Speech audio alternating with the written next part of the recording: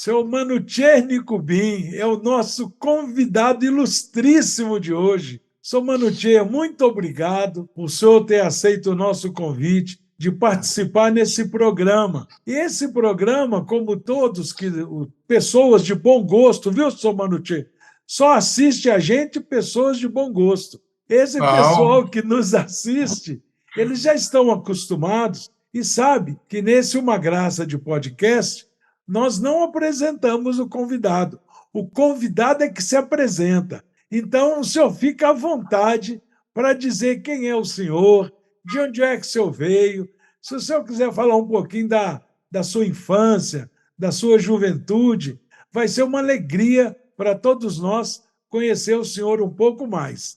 E, mais tá uma bom. vez, muito obrigado. Lembrando aos nossos espectadores de, se não se inscreveram no canal, se inscrevam, dá lá o joinha, toca lá o sininho para ser notificado dos nossos episódios, porque nós já estamos na 4ª temporada desse Uma Graça de podcast. Então, seu Manucher, fica à vontade para dizer quem é o senhor. Obrigado, obrigado. Eu sou Mano Nicobim, de família bem antigo na fé Bahá'í. Só falando um pouco, eu nasci do meu passado, não? Eu nasci em Esfahan, a cidade que é chamada lá metade do mundo, Nesfa Jahan. De qualquer maneira, mas tem uma família do lado da minha mãe, o Sifter, o ceifador, aquele que foi um dos primeiros bobis, saiu e foi para o Sheikh Tabarsi, ceifador, perdão, o nome dele é ceifador de trigo. De qualquer maneira, ele tinha um moinho de trigo e fazia isso aqui, por isso que era chamado desse aqui. Isso dali da parte da minha mãe. Uhum. Esse ceifador foi conforme está na história Bahá'í, Ruhia Khanan sempre em conversa dela falava, foi o único, e realmente foi o único que foi mencionado no Kitab Bayan e na Kitab Atas. Foi Puxa. o único. Então, isso dali do lado da minha mãe. Do lado do meu pai, ele foi de uma família militar, ele foi militar até o casamento dele com minha mãe, e depois ele, por certos motivos, foi perseguido por causa da fé Bahá'í, e o governador queria mandar ele para outra cidade para poupar ele, porque eu gostava dele. Uhum. Ele chegou a praticamente pronto para ser executado, mas esse governador gostava muito dele. O pai dele, do meu pai, que seria meu avô, Sim. ele era ajudante de ordem do próprio governador. Ah, Quando ele fica sabendo que ele é filho desse ajudante dele, então ele poupa ele e quer mandar ele para Shiraz para ficar fora de foco. Porém, a minha mãe não queria sair do Esfahan. Então, ele ficou obrigado praticamente a sair de exército. Aí ele começou a trabalhar no coisa de correio, indo de cidade para cidade para abrir agências. agência de correio, e daí a vida dele começou nesta aqui, depois veio a Segunda Guerra Mundial, e daí... Como é que era o nome dele, seu Manutier? Perdão, não entendi. O nome do seu pai e da sua mãe. Nome de... Nome dele, do seu pai. do meu pai era Reza Gholi. Reza Gholi, e naquela época não existia segundo nome de Certo. família. E depois de, não me lembro qual era a época, que então ficou obrigado no país para que o pessoal tenha um nome de família. Então, ele Sobrenome. escolheu o nome Nicobim. Uhum. E a sua mãe? E da minha mãe era Razié. Ah, Razié quer dizer quem se entrega à vontade de Deus, não? que bonito, Isso é né? nome, significado de nome, como você sabe, sempre os nomes têm um significado lá na Pérsia. E o seu nome, Manutier, qual é o significado dele? Meu, É, qual? Manutier. Manucher, Manu, se você procurar, existe esse nome, origem indiano. Manu quer dizer coisa divina, coisa de Deus, ou coisa bonita, dessa natureza. Uhum. E o Cher é o semblante, não? Uhum. Então, seria o bonitão. Seria a cara do divino. Ok? A cara do divino. A cara, Pois é. Mas sim, aí e a sua infância, seu Manutier? Como é que foi sua infância no Irã? Minha infância foi uma infância meio atormentado, porque como começou a infância minha muito bem, quando meu pai estava muito bem da vida, estava indo bem. Depois veio a Segunda Guerra Mundial, e aí começou uma inflação galopante, como aquela situação do mundo naquela época. E foi, do ponto de vista de financeiro, muito difícil para todo mundo, inclusive para nós. Mas essa época já passou, de uma maneira ou outra, a gente saía disso aqui. Eu fiz a escola primária, que naquela época chamava depois ginásio, e depois desse aqui, eu fui para Abadan. Eu fui para Abadan, onde comecei a trabalhar, comecei a estudar e trabalhar na refinaria, onde veio a origem de conhecimento na refina de petróleo, não na exploração, mas na refina de petróleo, é onde começou realmente a minha vida ativa na Febahay, porque foi uma cidade fabulosa, uma época fabulosa para mim. Nós tínhamos uma comunidade jovem na cidade de Abadan, de mais ou menos 300 jovens. Era um número grande, viu? É bastante atividade, viu? Muita atividade, uma assembleia local muito atuante, e dava todo apoio para os jovens evoluírem. E como foi a minha vida? Eu nasci na época de Guardião. Fui até fim de Guardião, não, atrás de guia dele, atrás da ordem dele. Então, o Guardião, como você sabe, ele foi realmente estabeleceu vida administrativa da Febrae. Então, nós fomos criados na administração. Abre um parênteses, uma época aqui, alguém onde eu trabalhava, na Champion, perguntou, senhor Nicobim, de onde que o senhor trouxe tanto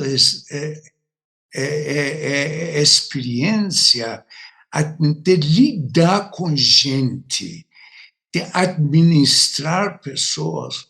Olha, eu sou Bahá'í. Desde criança eu fui moldado, eu fui criado nesse sistema Bahá'í. Foi a fé Bahá'í que me ensinou. O que é essa fé Bahá'í? Aí eu começava a falar do que é a fé Bahá'í. A pessoa só que interessava, não interessava, daí em diante ia para frente. Mas, de qualquer maneira, isso foi o ambiente que nós tínhamos em Abadã. Aí veio plano de 10 anos, plano de expansão mundial da Guardião, que todo mundo conhece. Precisou, nesse plano, gente para ir para o mundo inteiro. E aí começa a nascer aquela chamazinha do pioneiro, né? Pois é, aí que veio a ideia, bom, o que nós jovens aqui, podemos fazer? Quantos anos, seu Manotia, o senhor tinha na época? Naquela época eu tinha 27, eu vim para cá, menos 23, não, 27 eu vim para cá. Mas naquela época era antes, mais ou menos 23 anos, por aí. Eu pergunto quantos anos o senhor tinha, porque tem muitos jovens nessa idade que estão nos vendo agora. E o senhor contando essa parte da sua vida, dá coragem para eles também querer se levantar um dia como pioneiro, né? Pois é, então essa foi a idade que eu tenho, em torno de 26 anos, 25, 26 anos, que nós começamos. Muito bem, como você lembra muito bem, Guardião tinha dividido o mundo em seções diferentes, cada lado é um país, é uma comunidade que é responsável. A responsabilidade da comunidade Bahá'í do Irã era mais nas Ilhas Pacíficas, no países árabes, tudo isso aqui. Países árabes era muito difícil. Quando o senhor fala isso, só para esclarecer, essa divisão que o Guardião fazia era para criar metas e a responsabilidade do Irã era esses locais no mundo, né? Para mandar pioneiros, né? Exato, mas responsabilidade do mundo inteiro. Te dou exemplo, Europa, América do Sul, ficou tudo para os Bahá'ís dos Estados Unidos. Uhum. A parte que eu dei como exemplo, não? Sim, claro. E daí tem uma divisão muito bem feita por Guardião. Para Irã, sobrou essas partes que eu falei.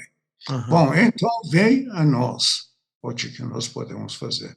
Começamos a verificar que lado que nós podemos ir. O Guardião mandou para ir para o lado de Ilhas Pacíficas ou lado Países árabes.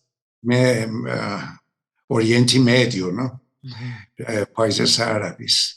Países árabes não interessavam muito para nós, porque não tinha muito realmente possibilidade de ir lá. Algumas foram lá e conviveram, mas o sucesso não era grande. O que chamava a atenção para nós, com aquele, não, nós, em vez de aqui por perto, nós temos que ir lugar mais difícil que ninguém pode ir. Tá bom, então vamos para lá. Começamos a verificar para ver o que precisa para ir para lá. Para ir para lá, para procurar serviço, ganha-pão, porque na Ferrari não tem nada a ajudar, não tem papa, não tem padre, não tem isso aqui, então tem que procura o que nós podemos fazer. E realmente não tinha nada. Quem ia foram muito mais persas, foram para ali, foi na época do senhor Rahmatullah Mohajer. Aham. Foi ele mesmo foi para lá, depois muita gente foi para lá. Mas para ficar lá era muito difícil, realmente. Bom, esse aqui está fora do alcance da gente, porque a gente está saindo daqui praticamente com algum dinheirinho de indenização, férias atrasadas que tinha, não podia. Então começamos a pensar para que lado que nós podemos. Aí veio a notícia veio da Guardião que ele, por A mais B, tinha aberto a América do Sul para os iranianos virem para cá, porque estava sendo essa parte do mundo era para os americanos, mas não estava indo na velocidade que o Guardião queria. Qual era essa velocidade? Instalar número de assembleias locais para dar oportunidade para poder eleger a Assembleia Nacional, e daí em diante, agora a gente fica sabendo bem, preparar tudo para a eleição da Casa Universal de Justiça. E nós escolhemos, foi em 1963, do começo. Então, foi a época que nós escolhemos a América do Sul. Bom, vamos para onde? A América do Sul. Como um conhecedor de petróleo, de refinaria de petróleo, naquela época era Venezuela, não? Então, vamos para a Venezuela, que logo nós vamos ter trabalho lá, de uma maneira ou outra. Mas não deu certo, porque nós já tínhamos, naquela época, eu tenho que voltar um pouquinho, desse grupo de jovens do Abadã, sem dinheiro, sem nada, só com vontade de sair. Então, formaram um grupo de gente brincando, chamava de Três Mosquiteiros, não? Os Três Mosquiteiros era o Odrat Soltani, era Shapur, era eu, os três. Tinha um outro que no meio do caminho pifou. Eu fui para Estados Unidos, mas que, de qualquer maneira, essas três falaram, ok, vai alguém lá primeiro, se estabelece, ver como é que está o negócio, e depois manda aviso para a gente que vai. Esse alguém foi o Odrat Soltani, que veio para cá e realmente começou a trabalhar. Quando ele veio, seu Manute, veio ele e o irmão ou ele veio sozinho? Perdão, não entendi. Ele veio sozinho ou veio com o irmão dele? Não, ele veio com corda e caçamba, viu? Veio com a cara e com a coragem. Irmão não veio naquela época, mas ele veio para a família inteira, Cici era pequeno naquela época, e veio, se estabeleceu em São Caetano do Sul. São Caetano do Sul, porque ele achou um emprego lá, numa fábrica de plástico, e ficou lá de qualquer maneira. Aí falou, vem aqui que vamos dar um jeito. Então, a gente combinou, e veio, eu e Chapur fomos os dois que pegamos o avião até Roma, Itália, e de lá, navio, depois para Brasil. Foi uma viagem muito bonita, muito bom. Uhum. Na América, na Itália, nós passamos na casa de Sr. Giagri, que ele, naquela época, estava viajando. Sr. Giagri, irmão da casa, Mão da que causa tem a italiana. história. Ele é famoso, não? Mas ele estava viajando. É E só, nós é, é fomos. só, é só para os nossos espectadores, Sr. Manutier, não estranhar, é porque o senhor está com uma assessora aí ao lado, então qualquer dificuldade que o senhor tenha, o senhor busca o assessor aí sem problema. Exato, Senão os exato. nossos espectadores vão falar assim: olha, com quem que ele está falando? Ele está falando com o filho dele, com o nosso querido É, Keivan, que está lá dando exato, uma exato. assessoria. Está ótimo. Mas É. seguindo então sua história. Então, nós passamos na casa dele, ficamos com a senhora dele, foi muito simpática, nós ficamos o dia inteiro. Ele ficou sabendo que nós estamos indo para, Brasil? ah, para não, Para o aquele, Brasil, né? Venezuela. Ah, Venezuela. Ele deixou um barrai, chamava Mário, me lembro muito bem, em contato conosco para ver o que nós precisamos para chegar até na Venezuela. Aí nós pegamos navio e vimos no meio da viagem, eu recebo um telegrama desse Mário, dando informações que quando vocês chegarem na Venezuela, vocês procuram a Assembleia local de, como é que chama? Caracas. A capital, Caracas.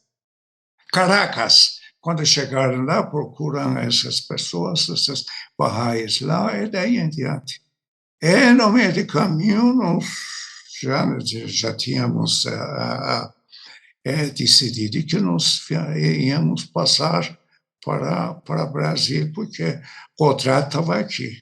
Então, nós viemos para cá e Schauper começou a trabalhar, eu comecei logo a trabalhar numa refinaria pequena, lá em Capuava, em São Bernardo. Não, mas aí que aconteceu? Eu não entendi bem. Vocês estavam indo para Venezuela, indo para Caracas, e aí como é que desviou e vieram para o Brasil? Desviou já porque nós ficamos sabendo que lá em Caracas vai ser ainda difícil para nós ficarmos, porque nós não tínhamos um esteio já estabelecido aqui, como Nossa, aqui no Brasil naquela época, já já tinha. o Kodrat tinha vindo para cá e estava aqui. Então, Certo, nós entendi. ficamos para cá e vamos ver. O Kodrat incentivou muito que, olha, aqui tem Emprego. refinarias de petróleo, tem um país bem adiantado, tem indústrias, isso porque para nós Brasil é Amazônia, não? É Então, selva, é.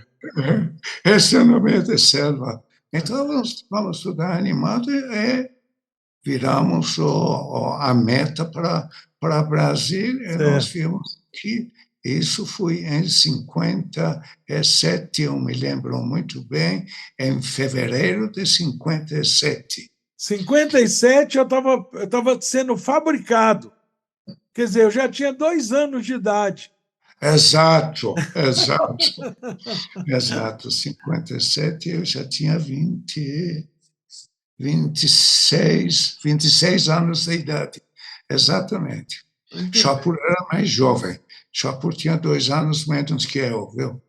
Então, imagina, nós viemos aqui, e Barrola ajudou demais, viu? Só pensando que sem a ajuda dele, nada seria possível. É orientação de guardião, Sim. orientação de guardião.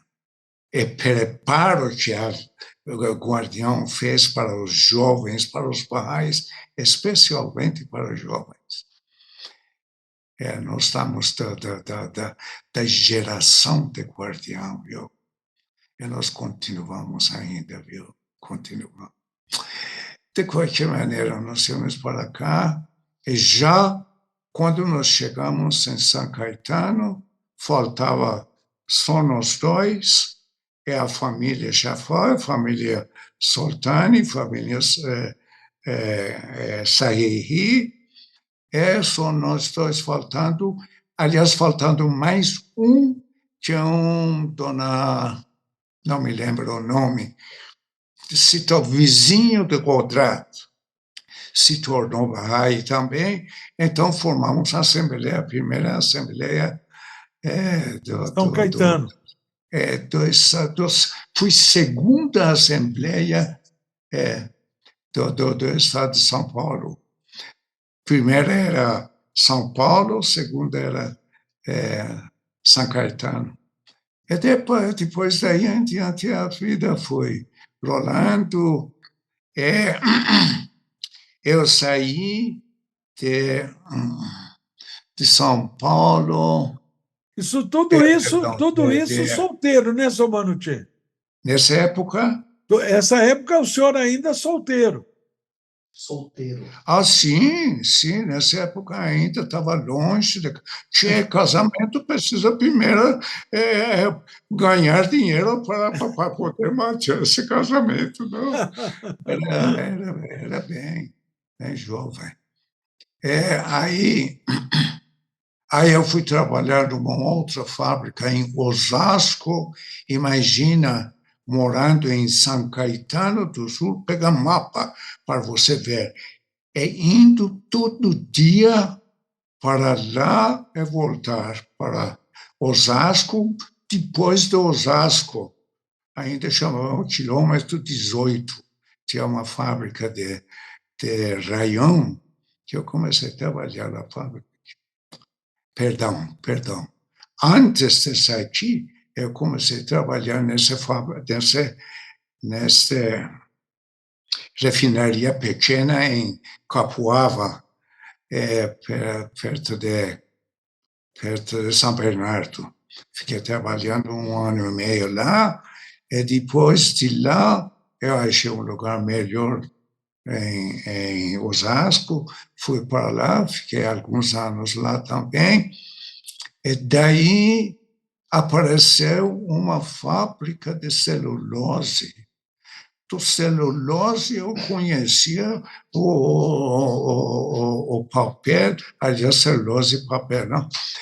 Que estava em construção, e quem achou serviço aqui, que era mais conveniente para ele, era Quadrado, Soltani. Uhum. Aí ele, depois, como era na construção, só na parte de construção, parte elétrica, ele podia trabalhar, então ele foi para lá também. Então, 2 dos mosquiteiros foram para essa fábrica, que ficava em Mogi Guaçu. E nós fomos morar em Mojimirim. Naquela época, eu acho que ainda não tinha assembleia. Não foi tinha. Formada depois que o senhor chegou. Exatamente. Foi em 59 que nós chegamos lá. Com nossa chegada, então, formou um número suficiente para eleger a Assembleia Local. Em 62, que foi eleito a Assembleia Local. E daí foi a vida nossa em Mogi. A fábrica ficava em Mogi Guaçu, e nós fomos morar. Aí eles falaram que, olha, ainda a fábrica não começou, mas está formando equipe para dar o começo à startup da fábrica. Aí veio o Manutier também, que tinha bastante experiência na parte preparo e depois operação da firma. Essa fábrica é a Champion, né, seu Manutier?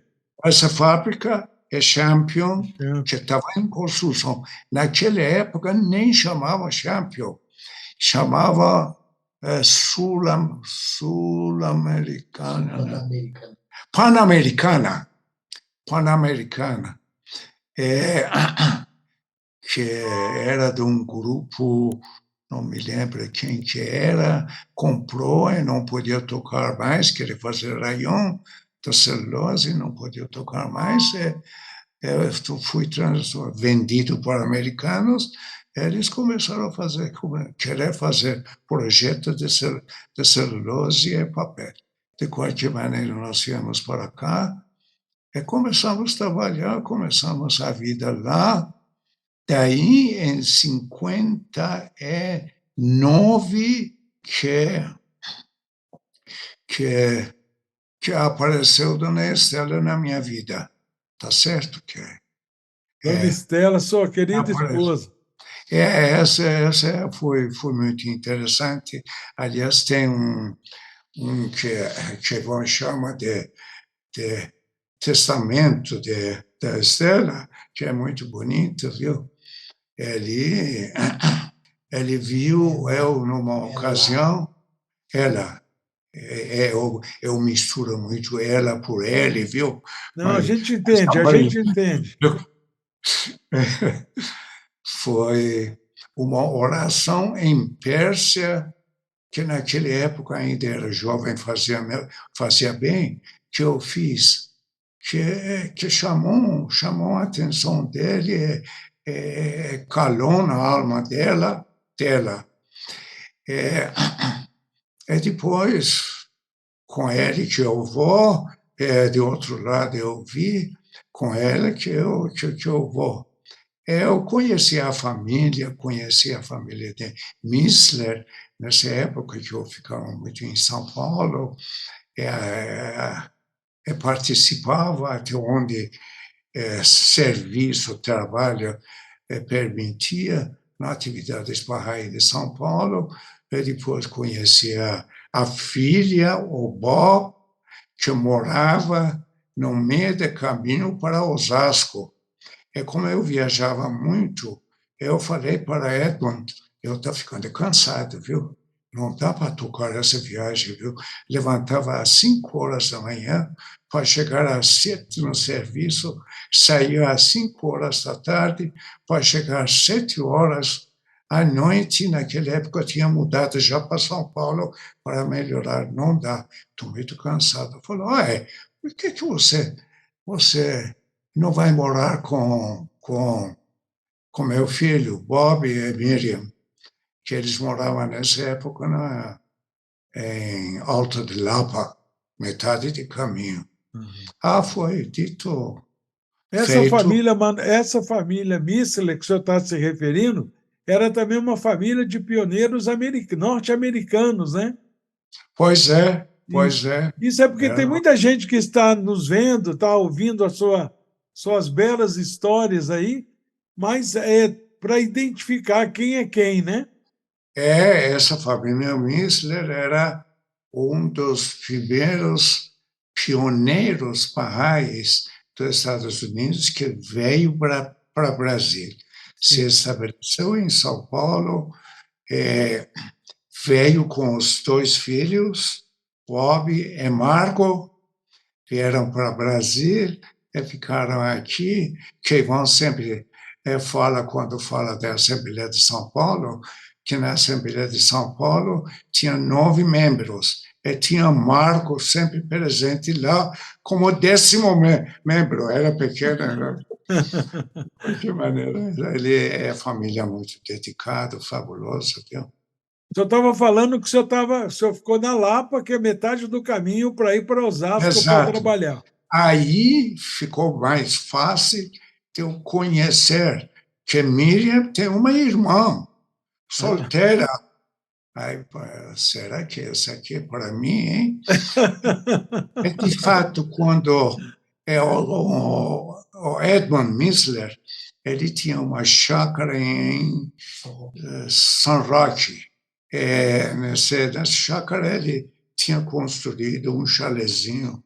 Um dia eu fui lá, eles também foram lá, com a família. Bob e Miriam, e levaram a irmão junto, não?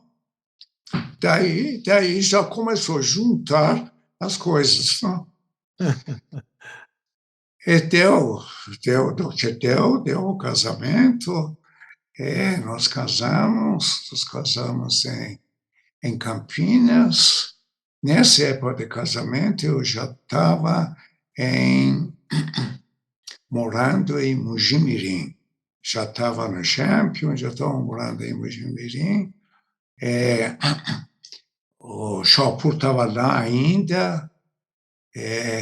Morei algum tempo com Shopur, Barreré, onde nasceu, aliás, nasceu em São Paulo, mas ele estava lá, Neysan, e depois nasceram meus 2 filhos também em São Paulo, mas por facilidade de hospital, essas coisas.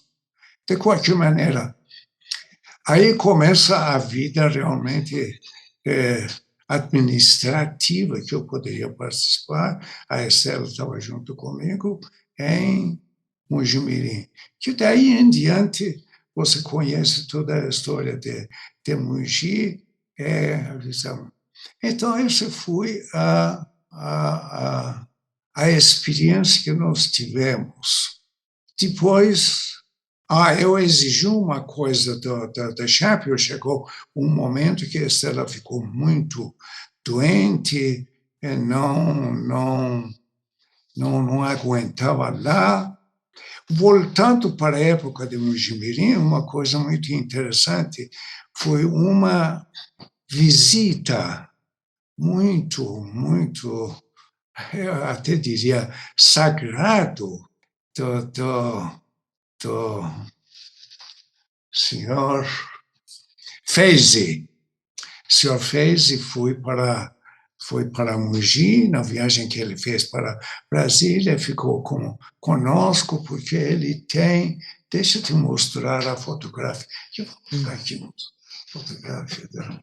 O senhor Feizi tinha muito ligação com minha família.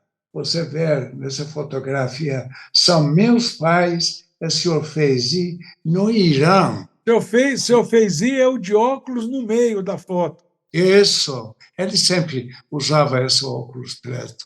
Que o pessoal conhece o senhor Feizi, quem é mal Mas de é porque, caso. Sou Manutier, porque tem muitas pessoas que estão que vê esse nosso Uma Graça de podcast, esses depoimentos, essas histórias todas do senhor aí hoje, maravilhosa, mas não sabe, por exemplo, que aquilo que o senhor mencionou foi muito importante.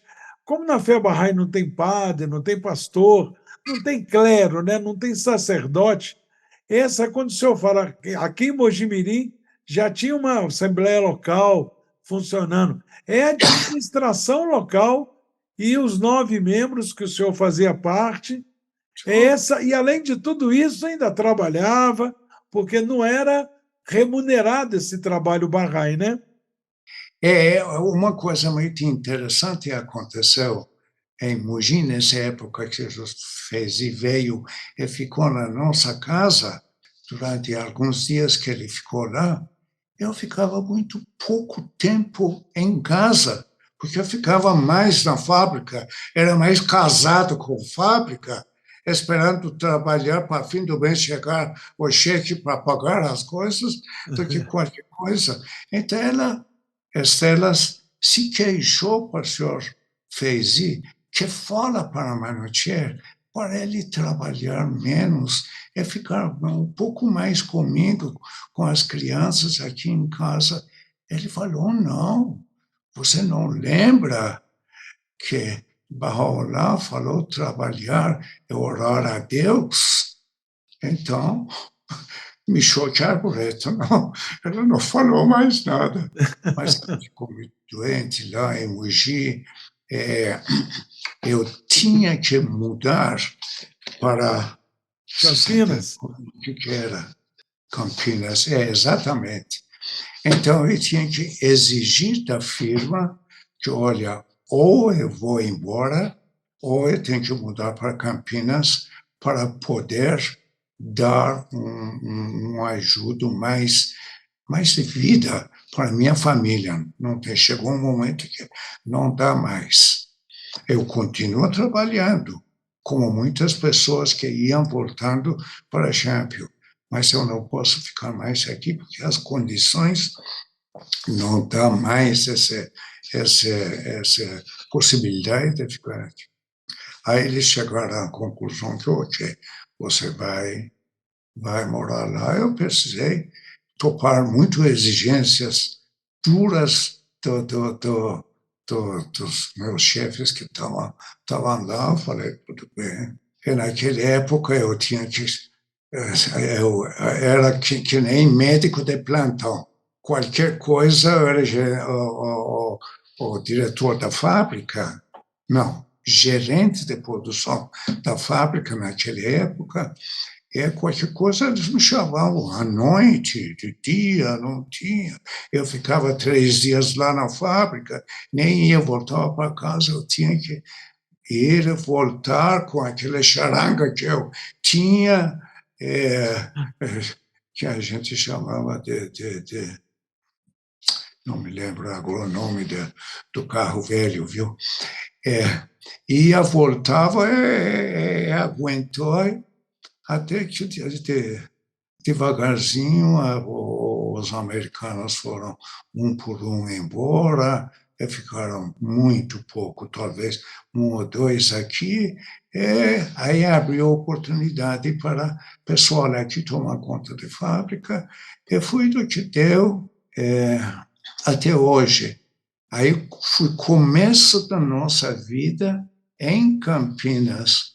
Aí Campinas já tinha assembleia, porém, logo que nós chegamos, nós viramos membros da assembleia, e realmente quem ficou ativo, que ajudava muito, era a Estela, que tinha mais tempo. Aí, nessa época, eu tinha muito viagens. Nesse período, Sr. Manutier, que o senhor estava em Mogi-mirim e que estava formando a primeira Assembleia Local, que, inclusive, ano passado, a comunidade aqui celebrou 60 anos.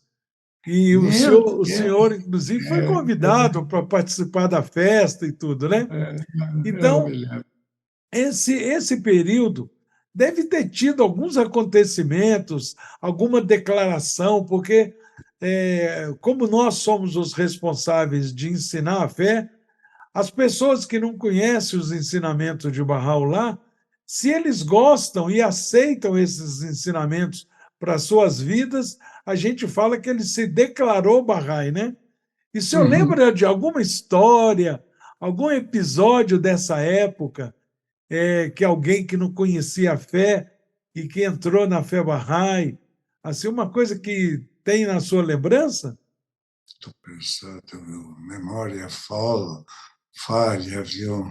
Não, se não lembrar, não tem problema. Pode ir contando a história que, de repente, aparece, porque nesse período o senhor já estava em Campinas, né? Isso foi. A gente, do que eu me lembro, uma das pessoas dessa época que você está falando foi o Daisy. A dona Manuela, né? A mãe dela. Exatamente. Daisy é a mãe dela, não me lembro o nome, viu? Manuela. Manuela. Isso, Dona Manuela. isso.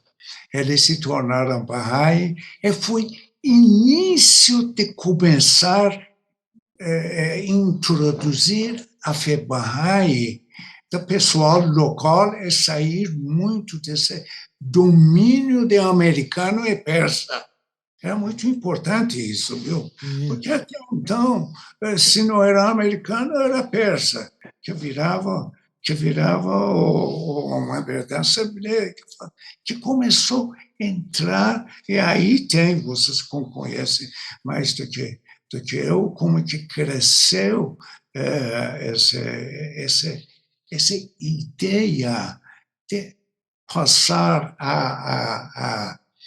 a bola para frente, passar bastão para frente, fica na reserva e deixa eles trabalhar. E graças a Deus chegou aonde chegou. a comunidade Bahá'í de Mojimirim, que é logo depois de Mogi Guaçu, que foi o que está hoje. Viu? Pois é. Que Mas aí só mais? está em Campinas. Só está em Campinas, já a dona Estela já mais feliz.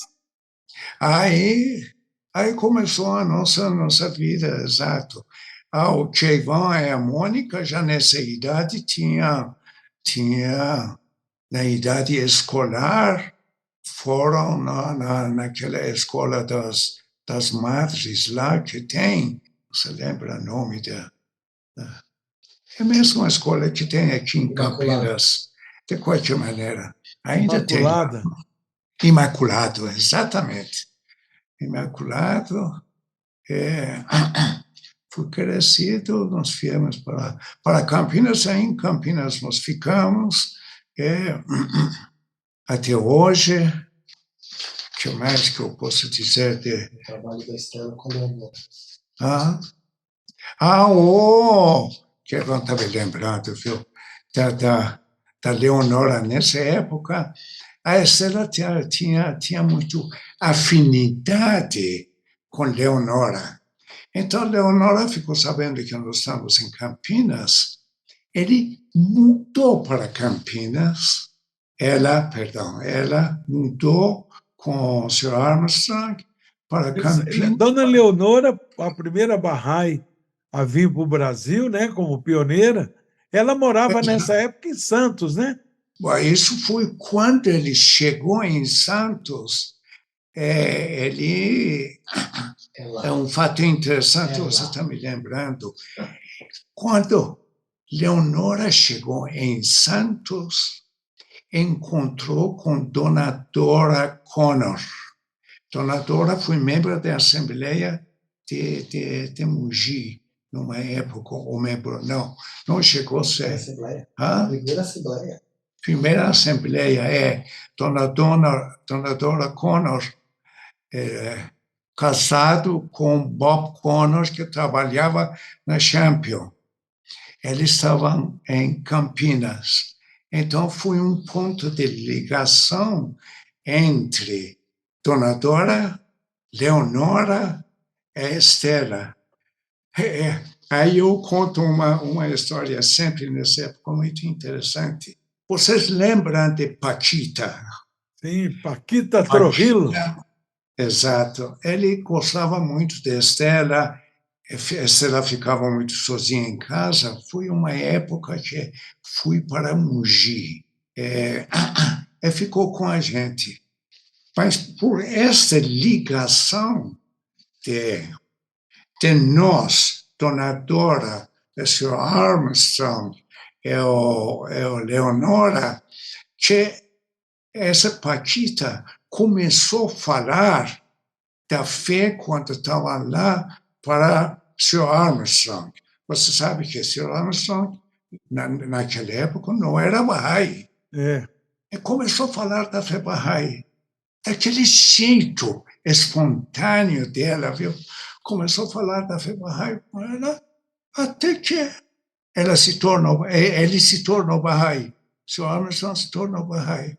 Mas aí o pessoal perguntava, mas como a senhora, tantos anos, morava casada, vivia com Leonora, esse senhor nunca se tornou Bahá'í? Aí ele falou, mas ninguém me falou tudo isso. Pois é. O senhor sabe que o senhor contando essa história, realmente, hoje, nos dias de hoje, acontecem coisas assim. Tem uma Bahá'í aqui em Mojimirim, que o senhor conhece, que o Ivan conhece, todos nós aqui conhecemos, que é a Ângela. A Ângela queria se tornar Bahá'í e ninguém perguntava para ela. E ela ficava só prestando atenção, cada um que se tornava Bahá'í, ela conta isso, né? Quando alguém se tornava Bahá'í, ela falou, meu Deus, eu não prestei atenção, como é que aquela pessoa fez para se tornar Bahá'í? Porque eu também quero, mas eu não sei como é que faz. Então, quer dizer, tem muitas pessoas que querem se tornar Bahá'í, mas não se tornam porque ninguém fala, ninguém pergunta, né? Era o caso aí do seu Armstrong. Além disso, Pádua, para falar da fé Bahá'í, não precisa ser nenhum erudito, não precisa ser, não há dúvida que a gente tem que estudar, a gente tem que estudar a fé Bahá'í, tudo isso, conhecer, mas para falar da fé, não precisa ser nenhum conhecedor. Só ter aquele espírito, aquela dedicação para a fé Bahá'í, para poder transmitir isso para os outros. Histórias iguais a essa aqui existem muito, viu? Existe muito que pessoas simples fazem mais. Eu vou te contar uma história aqui de Campinas. Não sei se você chegou a conhecer o senhor Dona Paula, senhor Irineu. Eram os dois, senhor Irineu, era um dos primeiros Bahá'ís brasileiros que se tornou Bahá'í em Campinas. Uhum.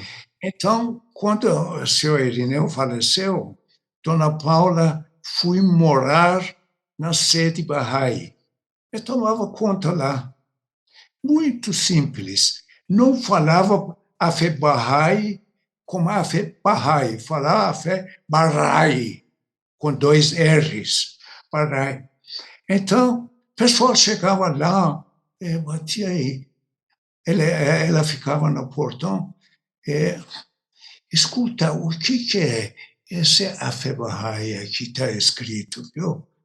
A fé Bahá'í, eu não sei explicar para você, meu filho ou minha filha, que perguntou. Eu sei que é uma coisa fabulosa, viu? Vem aqui na quinta-feira que tem uma reunião, aí você vai saber a mais. Não precisa mais do que isso. Isso mesmo. Para transmitir. Isso Essas mesmo. são as coisas que acontecem que mostram muita coisa. Digo de novo, não quer dizer que não deve estudar, não. Até hoje eu continuo, acredite se quiser. Esses dias eu estou estudando pela, acho que é enésima vezes, responder algumas perguntas. O livro mais antigo, eu estou vendo, está aparecendo coisas novas. Mas, de qualquer maneira, para falar da fé, para expandir a fé, para ensinar, precisa ter aquela sinceridade genuína, viu? Passar. Exatamente. Só Manutinha, mas quando o senhor era jovem lá no Irã, e que surgiu essa vontade, surgiu esse ímpeto, né, esse interesse de vocês responderem ao chamado do guardião, claro que naquela época, eu imagino, era o guardião mandar pular, o máximo que vocês perguntavam é quantas vezes, mas já começava a pular, né? Porque a obediência era grande, né? Mas o que surgiu no coração de vocês, jovens, para sair do Irã e ir para a Venezuela, quer dizer, vir para a América do Sul, vir para a selva? O que surgiu no coração seus? Porque tem muito jovem que está ouvindo o senhor agora, entendeu? Então, deve pensar, o que precisa? Coragem? O que surgiu? O senhor tem, assim, lembrança daquele sentimento daquela época? Tem.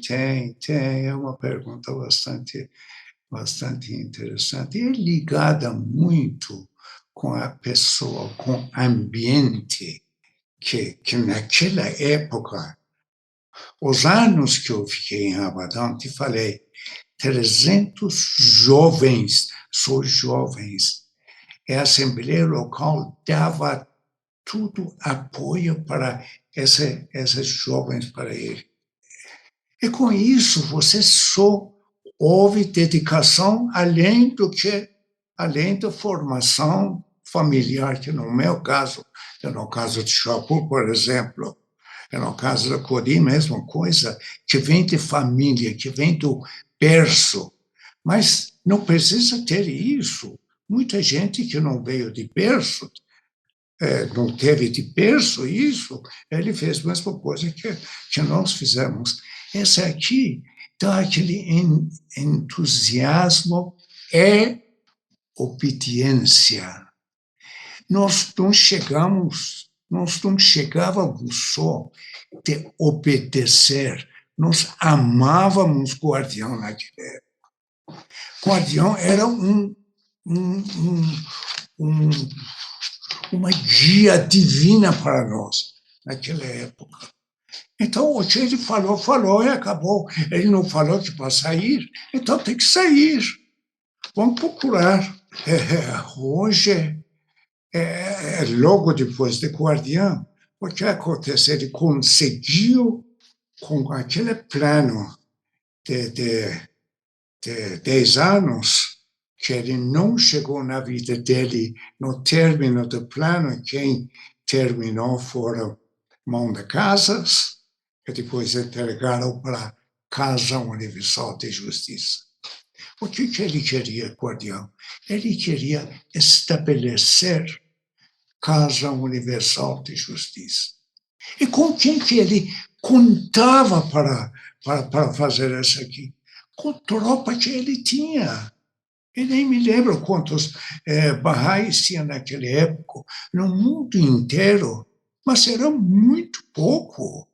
Começou a expandir realmente por causa desse plano por causa, naturalmente, os planos divinos de Abdu'l-Bahá. Antes aqui, realmente, por causa da vinda de Baha'u'lláh. Mas quem deu forma, no caso de Guardião, deu forma administrativa. Na fé Bahá'í era Guardião. Então, esse amor incondicional que a gente tinha para Guardião. Guardião falou, é isso, sim, senhor. Eu não sei mais o que vai acontecer. É isso, senhor. Hoje, esta autoridade se transfere na Casa Universal da Justiça. Exatamente. Você vê os jovens que vêm vindo agora, viu? De quem que recebem esse espírito, esse entusiasmo para trabalhar da Casa Universal de Justiça? Através do quê? Ninguém teve no mundo, na fé Bahá'í, tanto mais planos do que hoje a Casa Universal de Justiça está mandando um plano atrás do outro. De 7 anos, de 9 anos, hoje. Agora, o plano de 25 anos, o último que nós conhecemos, né? Esse plano está tintim por tintim, item por item, explicado o que fazer até 2046. O que vai acontecer em 2046? Com certeza, quando terminar esse plano, que tem agora, que termina em 2046, vai vir outros planos. Não para, a fé Bahá'í não para não chegar no ponto que Baha'u'lláh estabeleceu uma unidade mundial. Estaremos vivos ainda para ver isso aqui? Pelo menos eu não. Mas vocês vão ver bem mais do que eu. Nunca se sabe, né? Nunca se sabe. Não, espero que seja logo, viu? Espero que essa unidade chegue logo. Estamos caminhando, viu? Não só na parte da fé Bahá'í, você vê a inspiração divina quando Baha'u'lláh trouxe a palavra-chave, unidade. Unidade de Deus e unidade da criação dele, ser humano. Não há razão de brigar. Quando que vai aparecer essa unidade? Vamos ver, depende de nós. Realmente, a chave dessa porta para abrir está na mão dos Baha'is que conhecem disso. Como levar para frente? Nós temos Casa Universal de Justiça hoje como guia. Está mostrando. Eu estava outro dia lendo a última carta que Casa Universal mandou. É o plano, explica esse plano, item por item. Não falta nada, só fazer. Está bem explicadinho. Agora, para esta aqui, precisa coragem, dedicação, sacrifício. Se não tiver sacrifício, não faz. Sentar em casa, ser Bahá'í, sou eu. E daí? De onde que é? Eu ser um deles. Tem que levar para frente. Você sabe que, às vezes, Sr. Manutier, muitas pessoas já conversando, né, sobre a questão do pioneirismo, de sair da sua cidade e ir para outra. No seu caso, saiu de um país para o outro, né? Mas, às vezes, as pessoas demonstram receio, demonstram insegurança, fala, puxa, eu estou aqui já quietinho no meu canto e já estou acostumado, nasci aqui, conheço todo mundo, agora eu vou sair. Às vezes o jovem já é casado ou está solteiro, enfim, ele gera um pouco de insegurança com medo de passar aperto, de passar dificuldade, e aí, por causa disso, não levanta. Dona Estela traduzia, fazia um monte de trabalhos bem relevantes na fé, e o senhor é aquele que lutava para levar o pão para casa, né? E olha que era um pão com presunto e queijo, né? Não era só pão, não. Então, fala um pouquinho desse período. Esse período eu acho que foi muito rico para a comunidade Bahá'í de Campinas e do Brasil, né? A contribuição sua e dela.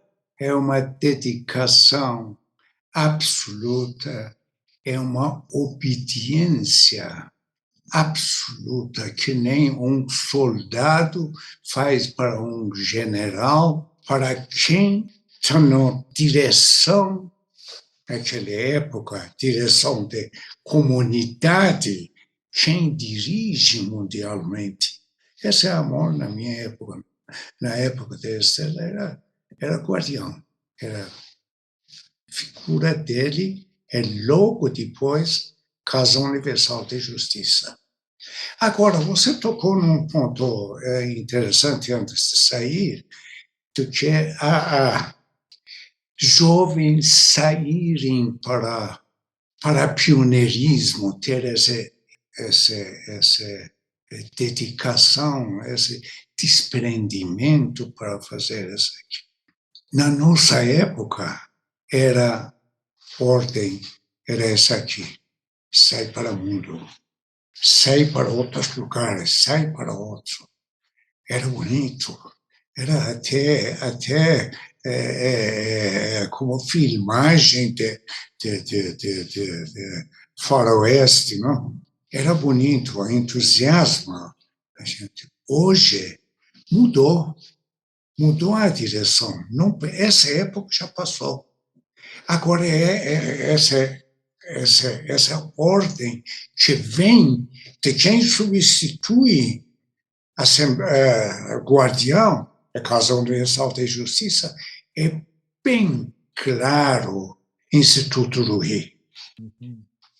Eu me lembro em Instituto Ruhi, quando começou, olha, eu me lembro bem, viu?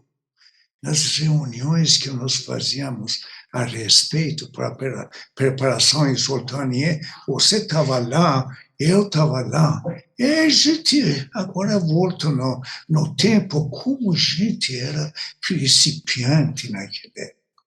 Hoje cresceu. Ele está ponto e vírgula, item por item,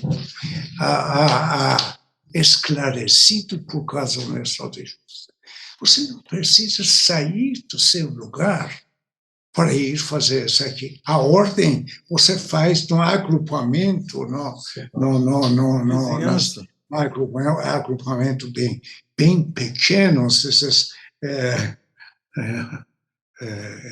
Pode até trabalhar os na vizinhança, né? agrupamentos que eu fazer em casa.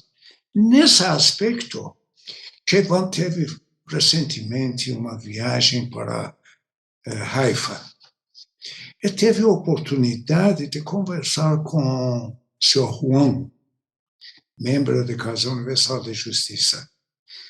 Eu fiz exatamente essa pergunta: o que a gente pode fazer na cidade, no urbano, no ambiente que pode estar no alcance dele, a fazer visitar eles. Eles não vêm para você, você vai com eles, vai para eles. Visita, leva. Aí ele deu o exemplo que eles faziam na América Central, na época que ele era pioneiro lá, eles faziam lá. De qualquer maneira, não precisa sair do lugar. Pode ir para a vizinhança, pode ir para comunidades pequenas que existem e participa com o plano, o instituto. Hoje está no hoje está no completo 14º Livro. edição dele. Começa de forma em casa, ou vai forma na casa deles, no ambiente, no métier deles, porque às vezes, quando eles vêm para sua casa, de tão simples que eles são, às vezes não, tem de tudo quanto é. Eles ficam acanhados. Não, vai lá e faz com eles. A Casa Universal de Justiça mastigou tudo, só falta para nós engolirmos. Está aí Verdade. tudo. Verdade. Mas Instituto realmente é o presente e é o futuro do desenvolvimento da fé, sem dúvida, né? Mas o senhor começou a falar um pouquinho sobre aquele período da Dona Estela, dos anos 70, dos anos 80. O senhor estava se referindo à questão da obediência, que ela era também muito dedicada. O senhor quer falar um pouquinho desse período dela? Foi uma transformação na Estela fabulosa, viu? Volta e meia eu discuto isso aqui com Keivan, que tem mais conhecimento de família, não? Você sabe que a Estela ficou conhecendo a Fé Bahá'í na Casa dos Mísseis em São Paulo, mas nunca teve essa convicção de se tornar Bahá'í. Não achava ligação.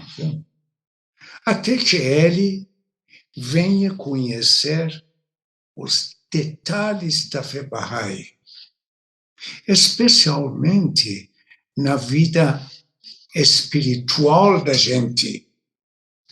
Daí em diante se tornou, quando conheceu, quando se tornou Bahá'í, daí abriu, explodiu. Houve uma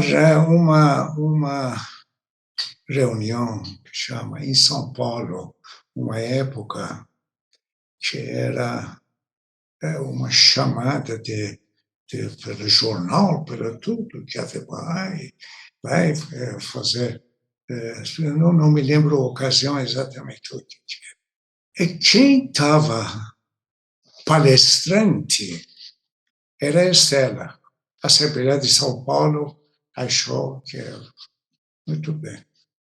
As duas irmãs, Miriam, o outro irmão mais novo, Sílvia, ela estava lá na plateia sentada. Depois a Miriam, a Sílvia contava, cutucava para o outro.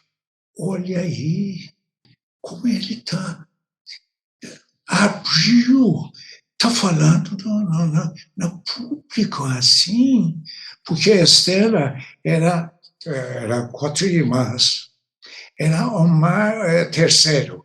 E terceira realmente ovelha negra da família. Quieta, não falava nada, sempre introvertido, e não expansivo.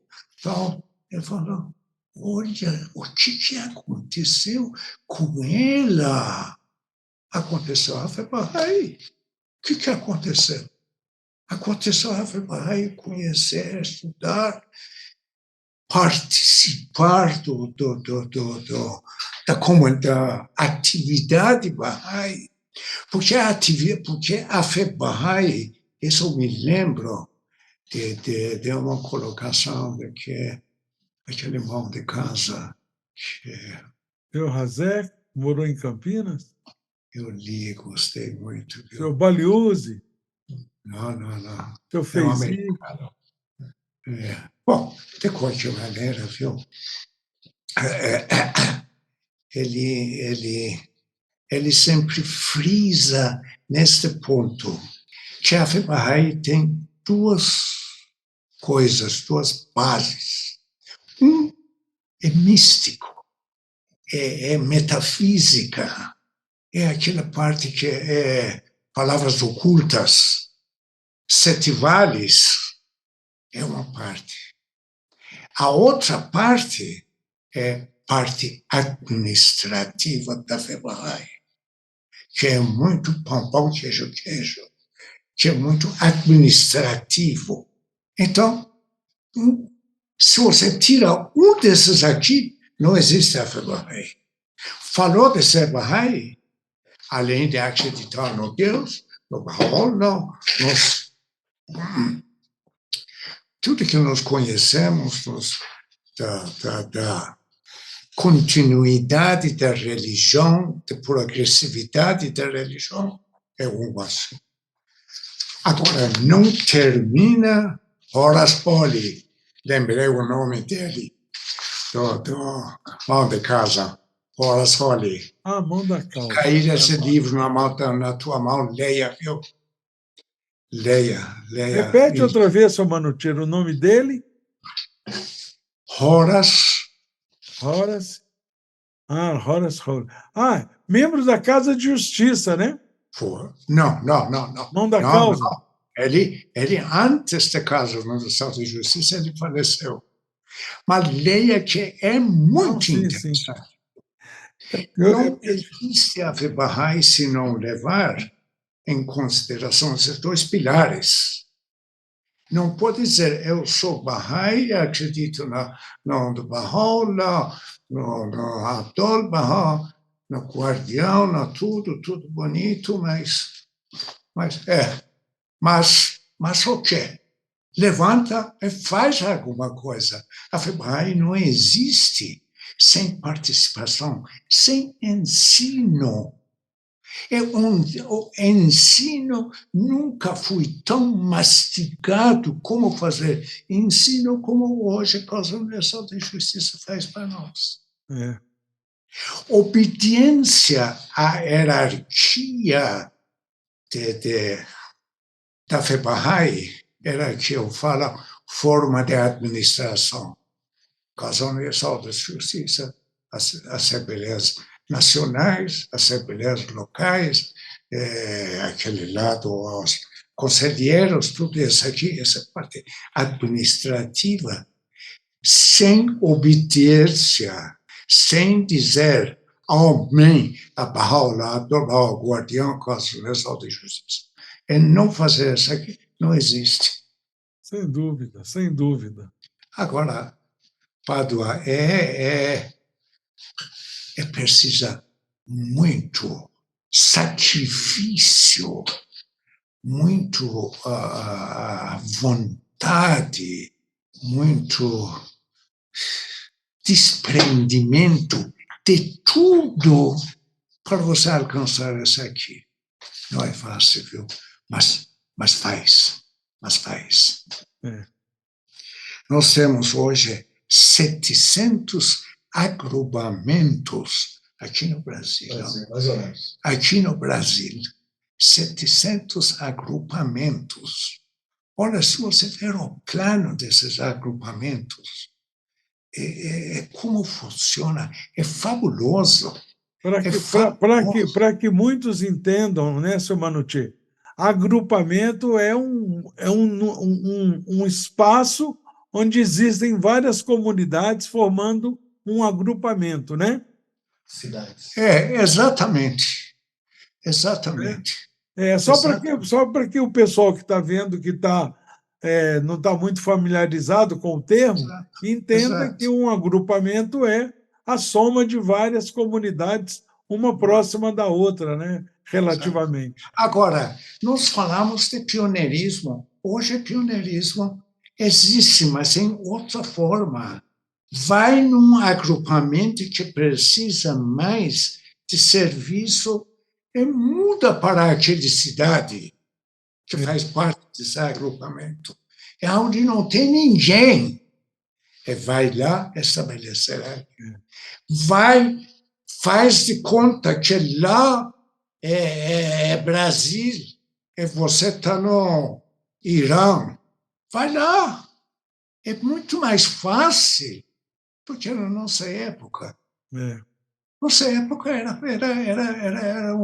uma época de formação de base. E precisava fazer aquilo. Isso é uma prova.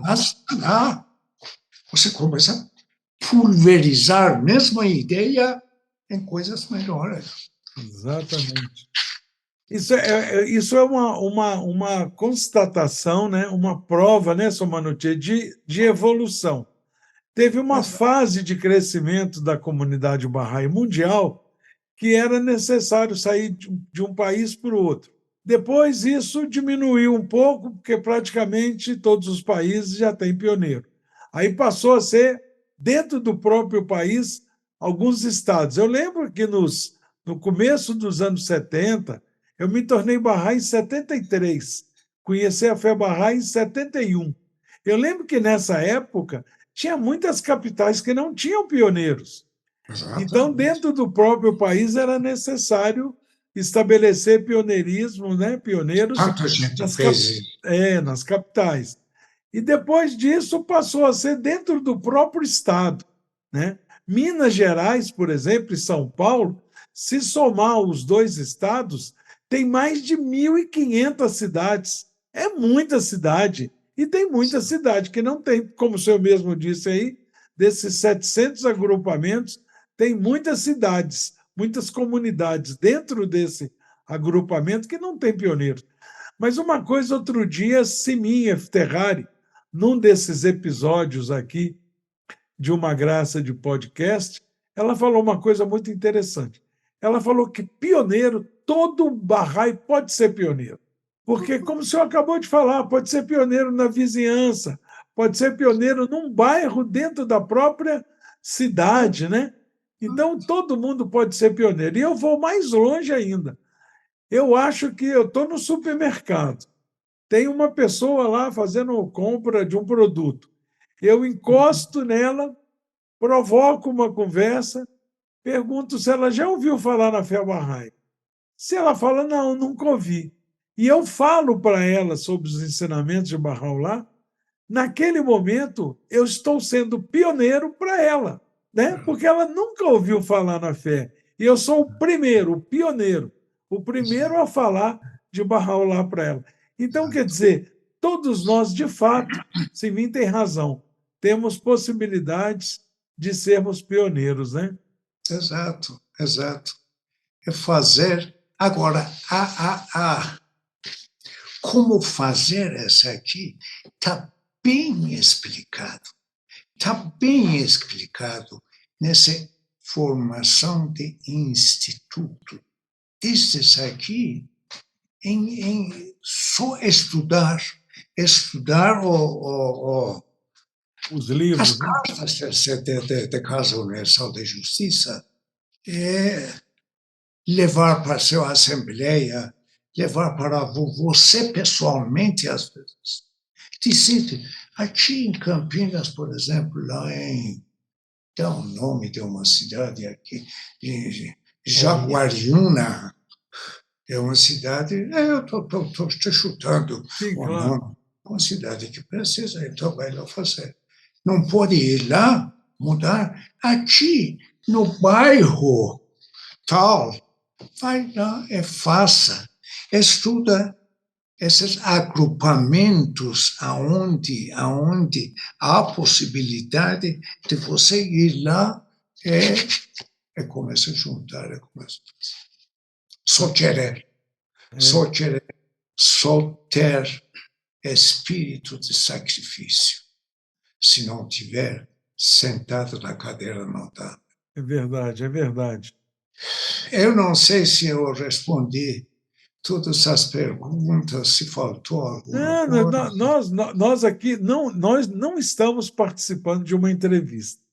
O senhor está contando essa bela história da sua vida, que para nós mais jovens é um verdadeiro exemplo de vida, de serviço à fé, de dedicação. E o que a gente tem é que refletir sobre, como o senhor mesmo disse, os tempos são outros, mas o amor a Bahá'u'lláh, o amor à humanidade, continuam os mesmos. Talvez hoje seja muito mais difícil ensinar do que na sua época. Por outro lado, na sua época era muito mais difícil ter condições para ensinar. Hoje as condições são bem favoráveis, né? Então é uma coisa meio contraditória. Na sua As época, condições estão bem né? explicadas. Hoje eu lembro que uma criança, outro dia, conversando aqui, ela contando uma história, né? Que estava fazendo uma mudança, isso aconteceu também, de fato. Estava fazendo uma mudança e ela morava no terceiro andar do prédio. Então, eles estavam descendo pela sacada do prédio um armário da casa dela, porque não desmontava e nem podia passar pelo elevador nem escada. Então, eles estavam descendo numas cordas pela sacada. Uma das cordas partiu e aquele armário caiu do terceiro andar até o chão e virou um monte de madeira. Aí eu perguntei para ela assim, mas quando a corda arrebentou, demorou muito para cair? Como é que foi? Ela falou, demorou 0 segundos.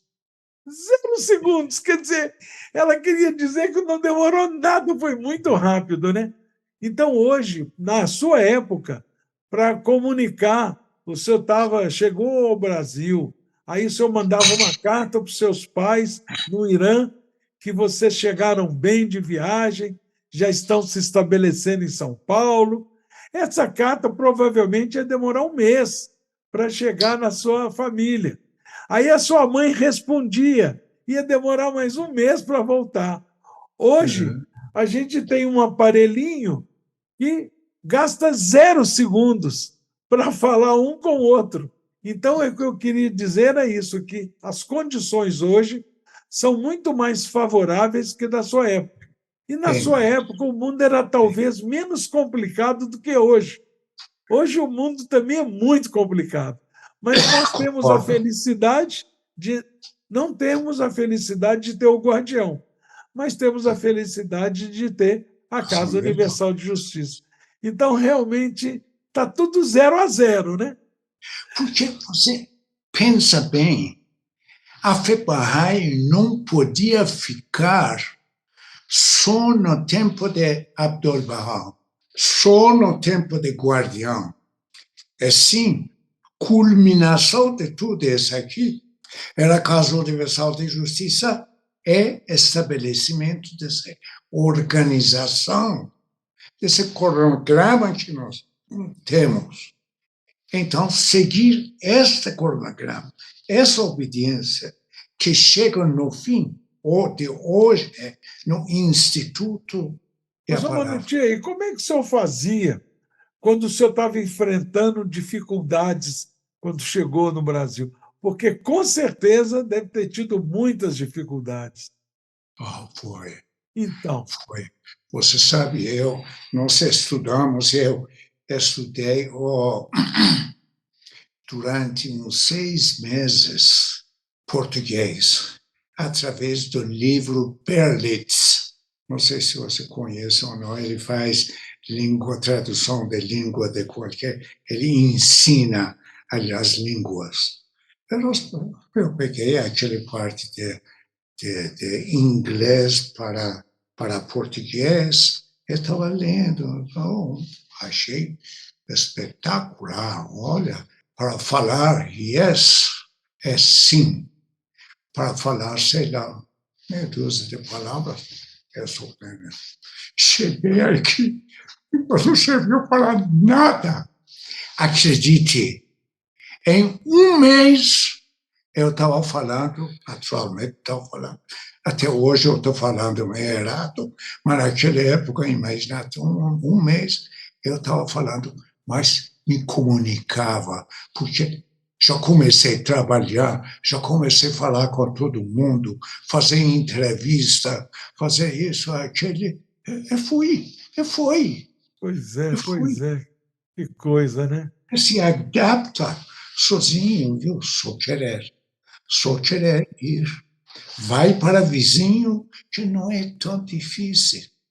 Começa com crianças de vizinhança ou de uma cidade para pioneirismo que tem no agrupamento encostado em você. Muda para lá. Às vezes dá para você trabalhar. Aqui vai dormir lá. Vai dormir lá. Não Às, dorme aqui. às vezes até a vida vai melhorar, até materialmente, né? Se a intenção foi elevado, É pura, né? não, é puro, exatamente. Então, o resultado vai ser. Agora, se não for puro, se não seguir elipsis, sei lá como que fala, Ipsis literi. exato, não vai. Sumanuti, acho que nós podemos ficar aqui uma semana, o senhor contando essa maravilha de história que é a passagem da sua vida. A gente só tem, nós, como barrais brasileiros, só temos a agradecer o senhor e todos os demais pioneiros. Não, se não fosse vocês, a gente não tava vivo, É espiritualmente ele que falando. faz, ele que faz. Então, mas de qualquer maneira, o privilegiado foi o senhor e que nos deu também esse privilégio, né?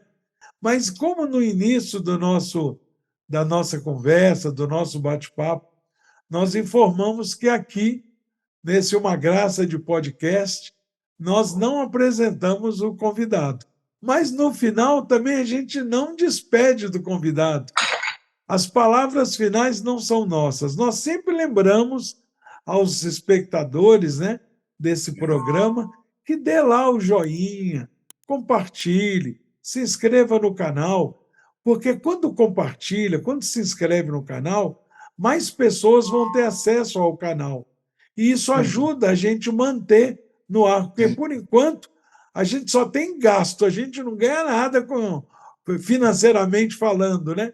Mas se há muitas visualizações, há muitas inscrições, esse programa continua sendo visto pelo YouTube, porque o YouTube entende que tem muita gente interessada e aí o programa continua com sucesso, né? É o que está acontecendo. Então, a gente pede sempre esses nossos ilustres e de bom gosto espectadores que façam isso, né? Mas as palavras finais, Sr. Manutier, são do senhor. Mais uma vez, a gente quer agradecer essa sua ótima participação. Então, com o senhor, fica à vontade para se despedir. Eu que agradeço dessa oportunidade. Você sabe, eu tinha sempre um amor especial por você e tua família, viu? É um exemplo que a gente tem que aproveitar, a comunidade Bahá'í tem que aproveitar desse exemplo. Nas outras palavras, seguir as instruções. hoje instrução, é instituto, hoje sair para agrupamento vizinho, vai lá, fala teu língua, teu costume, é muito mais fácil. E faz que para rolar ajuda, para rolar lembra da história de Estela fazendo palestra em São Paulo e as irmãs, será que é ela mesmo? Quem que fez essa transformação? Só fui para rolar, só fui lembra de Dona Paula? Eu não sei explicar a fé Bahá'í para você, mas sei que é uma coisa fabulosa. Vem aqui quinta-feira, viu? É incrível. Não sai disso a essência da coisa, só que hoje está bem explicado. É. Bem explicado por Casal Universal da Justiça. E nós vamos ser. O Brasil vai ser muito sucedido. Viu? O Brasil vai ser. Muito obrigado, Sr. Manucci. Muito obrigado. Eu que agradeço. E logo, quem sabe, você vem aqui, vamos jogar conversa fora, viu? Vai ser um prazer. O dia inteiro, viu? Vai ser um prazer. Tá bom. Muito obrigado. Filho, obrigado. Obrigado. Tchau, Lapa. Tchau, bem. Tchau.